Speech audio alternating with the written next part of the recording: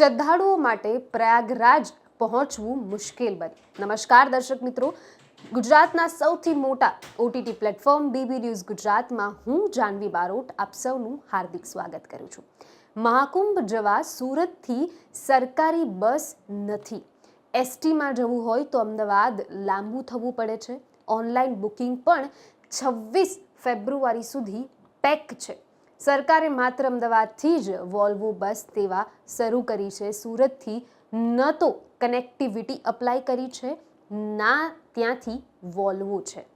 આ નિર્ણય સરકારનો છે, આ બસ સરકારે મૂકી છે, પણ અમને પ્રયાગરાજની મંજૂરી મળી નથી, આવું ત્યાંના સુરતના અમુક કર્મચારીઓએ જણાવ્યું।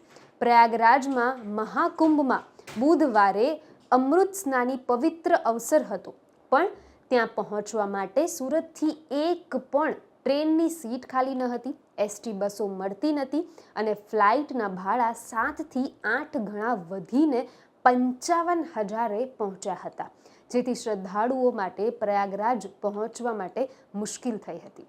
જીએસઆરટીસીએ અમદાવાદથી સ્પેશિયલ એસટી વોલ્વો બસ શરૂ કરી છે, પરંતુ સુરતથી કોઈ પણ કનેક્ટિવિટી બસ યા વોલ્વોની સેવા આપી નથી।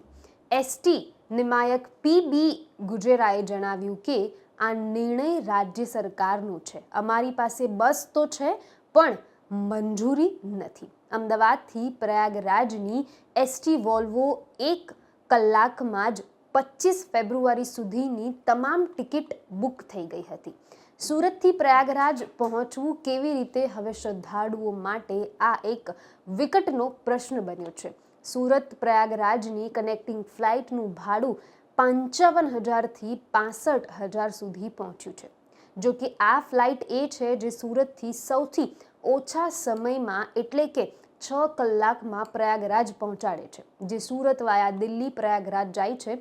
અહીં વાત એમ છે કે સામાન્ય દિવસમાં આ ફ્લાઇટનું ભાડું 6 થી 7,000ની આસપાસ રહેતું હતું। નવા સમાચાર, નવી અપડેટ સાથે ફરી મુલાકાત કરીશ, ત્યાં સુધી મને રજા આપો। નમસ્કાર।